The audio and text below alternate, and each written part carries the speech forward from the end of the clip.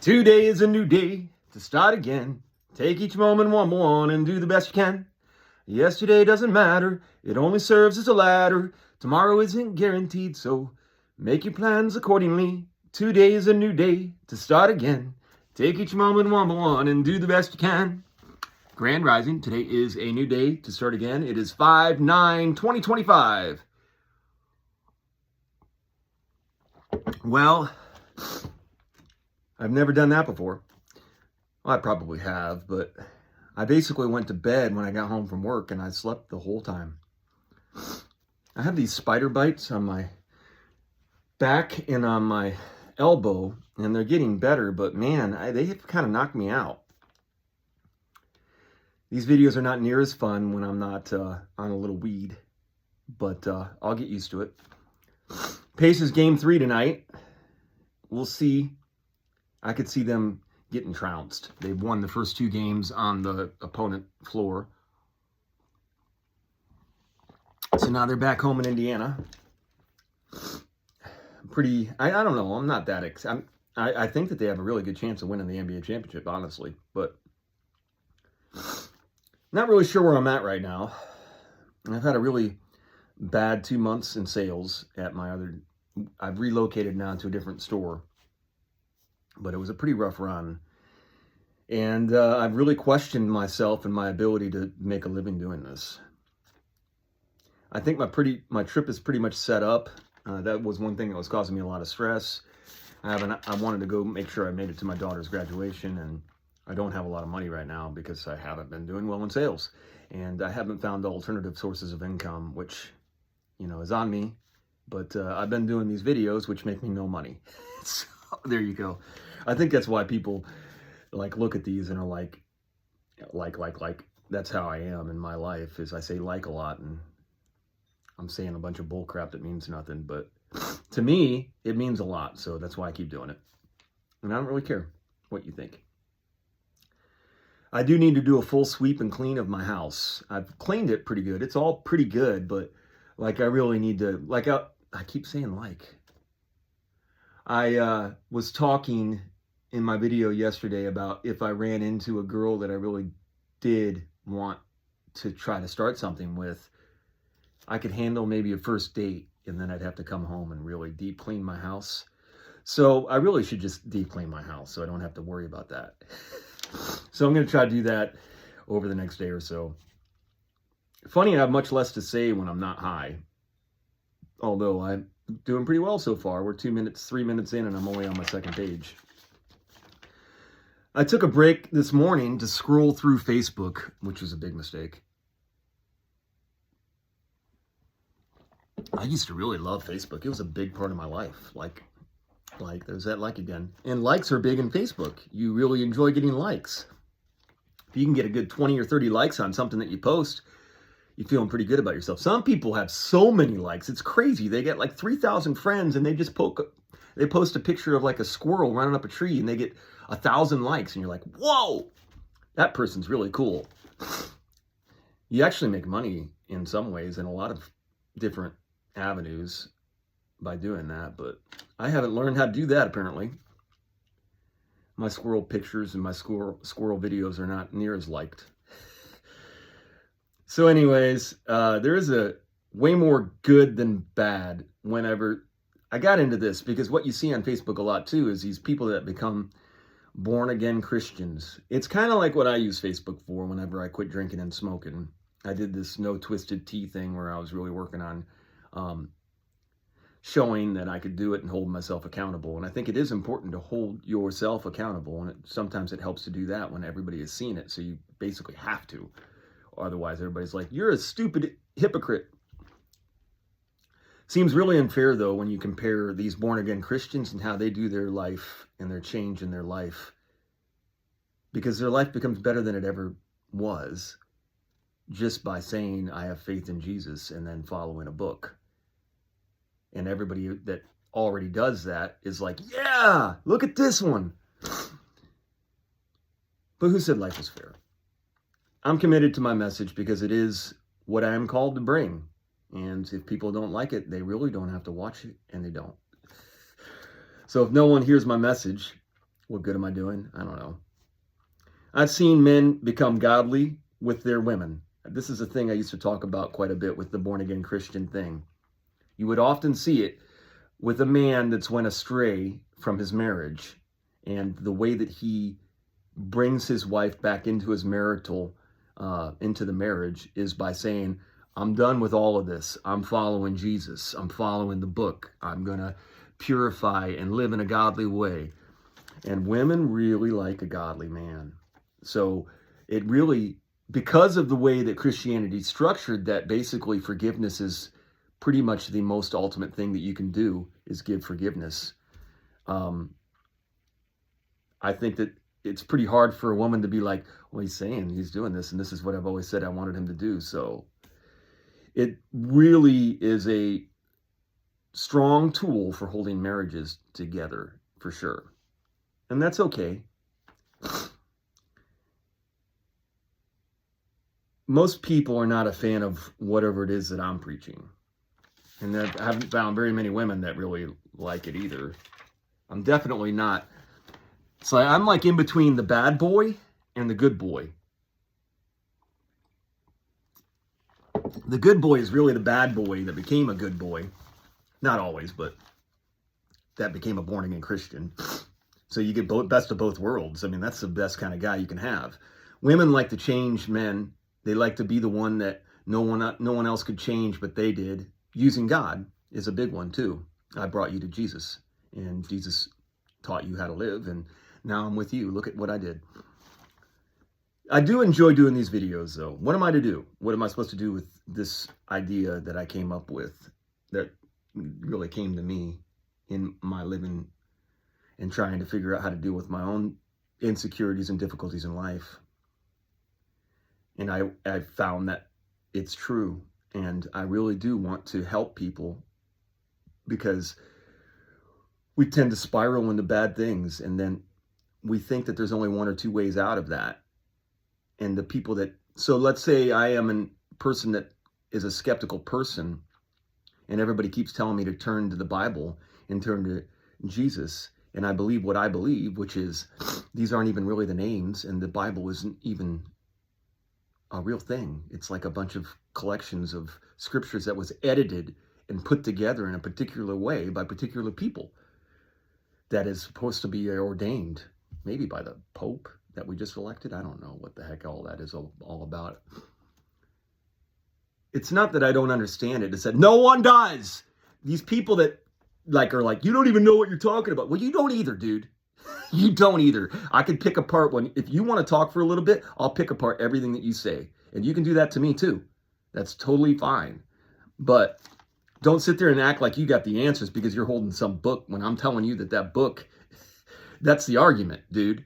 You don't get to go into the book and go, you don't even know what this says. And I go, I'm trying to explain to you that what it says is not ordained. That's the point, not what it says. And that's another thing about the Bible thing and the scripture thing. People that are well versed in it, they know it from front to back, and they can quote it and they can say whatever it says. They really can't, because it's literally translation, so it just depends on what they are. But some people are so immersed that they know all the versions and they're very into it. That still doesn't lead them any more than just being an expert in that book.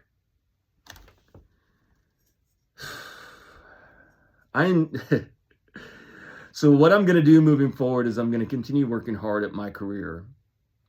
I actually remember my ex-wife laughing at me when I was at Mattress Firm, and I kept calling it my career. When we were getting divorced, she was like, your career. And I'm like, yeah, it's my career. It's what I put 9 years into. And if I was to give a snapback, have you ever been 9 years into anything?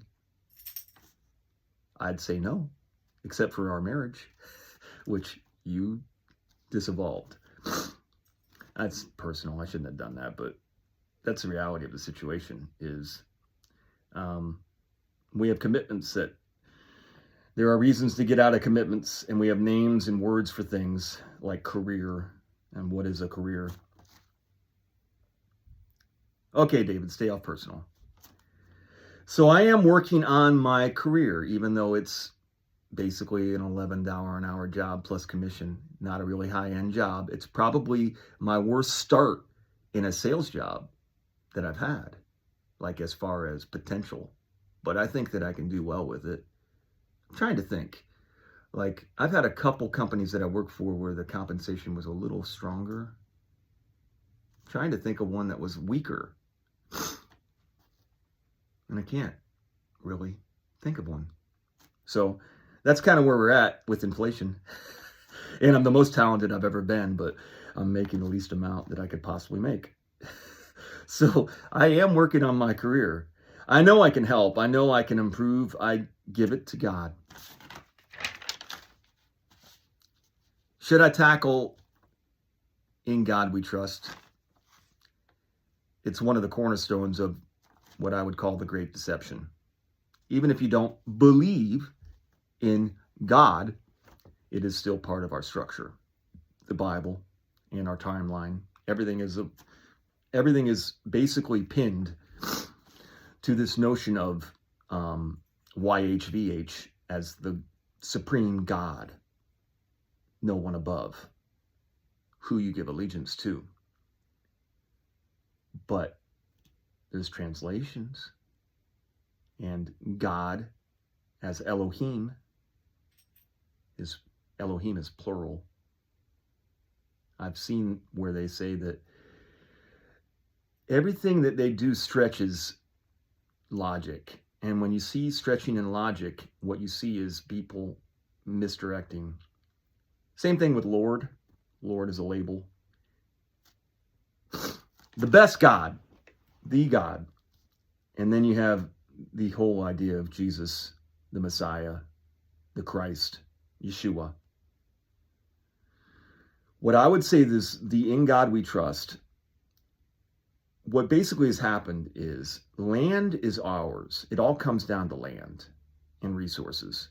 Resources are abundant, but because of the way that our life is structured, there seems to be, we always are trying to get enough, even though we have way too much. So what they did was there's only a limited amount of land, right? According to what we can tell, depending on how much we've explored, there's no border because there's a big ball. You can just keep going around and around and around. You'll keep going around and around and around, and you can't come to an end. So the land has all been discovered, apparently, even in the Pacific Ocean, which is bigger than like all of the land combined.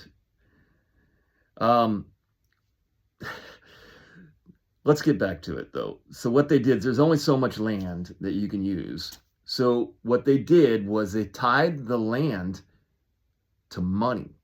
You have to buy the land with money. And money is connected to God. So that's kind of how it all is shaken down. So land is connected to God, and you earn land through money. And I think that's the biggest crux of the problem, is that it puts us in the physicality of here. How much land can I have? That's why you had all these conquerors trying to conquer the entire land. But it's pointless. It doesn't make any sense. Okay, that's the cliff notes of what I believe. I think it's a spell. I think In God We Trust is a spell. It's a form of consent. It's against faith, and it's against the way. So every time you use money, talk about money, encourage money to buy land or anything else, you're essentially going away from the way. Our only walk that matters is our walk of faith. That's the only one that we're going to be held to. Where do you put your energy? Where do you put your intent? Whether you know it or not, the way is simple and easy to follow, yet almost no one follows it. Why? Because of peer pressure. If you change your heart and turn to Jesus, your love will come to you. Like, there's that like again. You'll get a lot of likes if you say, I am born again. I believe in the Bible. I believe in Jesus. And I am going to follow with faith. People will flock to you. But is that the way? Is that what Jesus would want? I'm not here to judge. But if you follow because others because of others, you aren't really following the way. You're following the herd. If you follow the truth, what happens a lot of times, though, is people just don't allow themselves. They just take it on faith that the Bible is the Word of God, and they believe that that's where they should put their faith because that's what they believe. And they are committed to it because there is a lot of, collaboration. There's a lot of vindication is not the right word. What is it whenever you confirm? Confirmation that what you're doing is correct, because there's a lot of Bibles out there. They're in every hotel room in the top drawer. There should be a Bible basically in every home. And it's just very, it's very concrete, I guess is the best way to say it. So you can find your redemption, you can increase your reputation, and you can increase your glorification.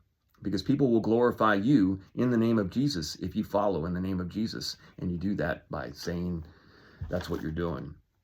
But none of these are the way. You don't follow the way to get somewhere or to show someone, honestly. You follow the way because you find in your search that it is the best way. You quit drinking because it is affecting your life and others' lives in a negative way. Why?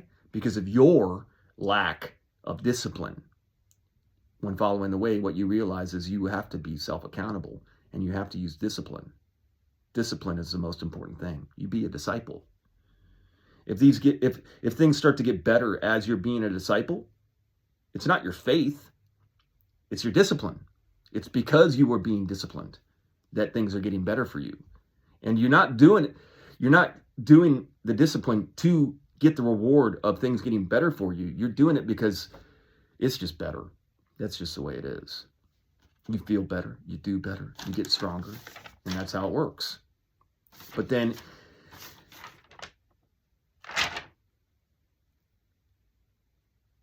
your faith in Jesus did not save your life. Your discipline did. Now, maybe your faith in Jesus helped you become more disciplined because you needed someone that loved you as much as you needed to be loved so that you could follow through with difficult things that will help improve your life in faith. Sometimes lifting or doing things that you're not very good at is such a struggle, and it's hurting and it's difficult on you to keep moving forward. But if you keep the faith, you will get better at it. And when you get better at things, you look back at what you once were and what you are now, and you see what has happened. And that gives you strength. And that also is what attracts others. The way doesn't have a guidebook or road signs or maps. It's really pretty simple. In every moment, do the right thing. What is the right thing? Use your intent. Use everything that you have in your abilities. Some people aren't very aware, but if they do what they think is the right thing in that moment, it is the right thing, because that's what their awareness is. There's not good or evil. They just are unaware. So that's partially why people will I follow this book. I don't ever read it. I listen to people preach it. I just accept it as true. And that's what I'm following but that is ignorant. Ignorance is bliss, I guess. I don't want to live that way. I can't, because I've already become aware. I think that's it too, is what they say about the truth movement, and this has changed a little bit with this weird thing that they did in Antarctica. But in the truth movement, regardless of where you were at, what I found is what people would say is once you see it, you can't unsee it. And once you go this way, you can't go back the other, because you've already you can't, like I said, once you've become aware, you can't become unaware. But I have seen that to actually have been not true. I've seen some people that I thought were pretty aware that completely changed tune. And they say it's because of, that's what happens too, is you can be given a new line of evidence that completely dismantles what your previous belief system is if you're not using sound logic. It all comes down to logic.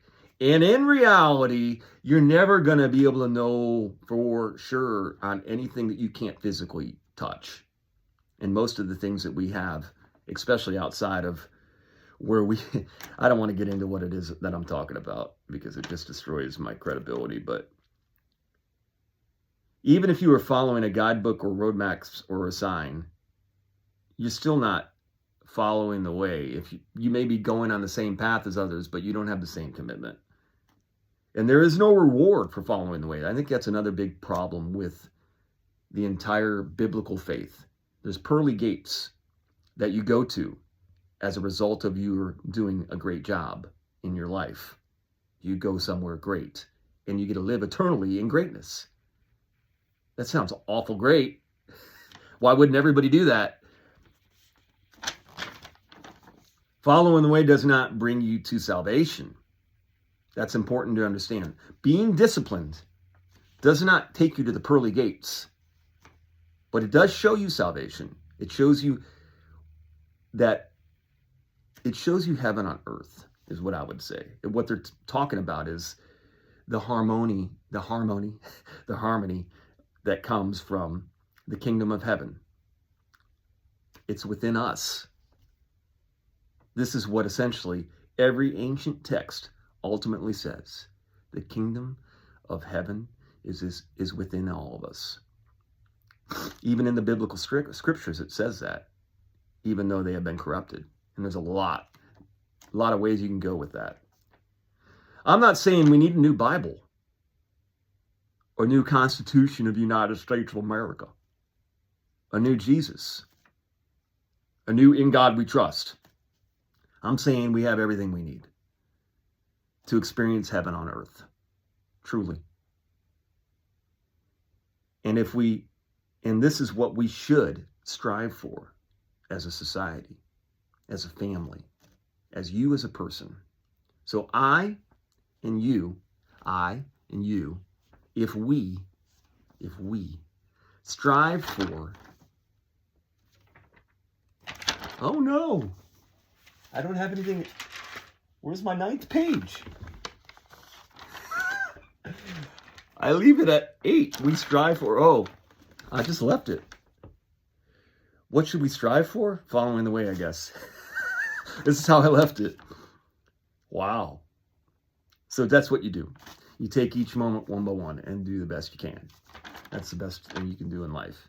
So I'm going to sing my song on the way out, start my day again, and keep moving forward. Go Pacers.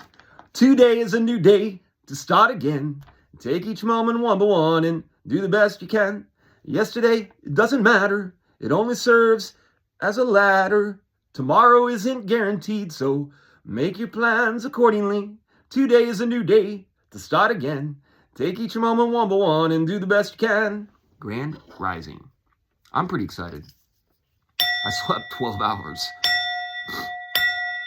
My bug bites are starting to itch a lot more than hurt, and that's good. I think they're on the rounding out of being out of my system. Who knows what's going to happen. I had a lot of spider bites. I had one on my elbow, and it was big, and it had like a bunch of stuff that went around it. And then on my back, there were like 2 or 3 of them. And they were big too, but they're finally starting to subside. That's part of why I slept last night. I'm just like, I just want to sleep this off. I'm tired of dealing with these stupid spider bites. I don't like spiders much. I know that they're very important in this realm, and they do cool webs. I should probably get into them more. I do think that these creepy crawly things that have been made to be evil are really, I think when you get bit by a spider, it could be a blessing. It depends on how you look at it, right? So who knows, when this starts to subside, I might have some new gifts that I can use in this world. And I'm getting a little bit more popular, I think. I feel like I'm gaining some momentum. That could be dangerous for those that don't like what I have to say. But tough. I'm here. I'm healthy. I am living my best life and trying to help others live theirs. Hope everybody has a great day out there. Do great, be great, be grateful.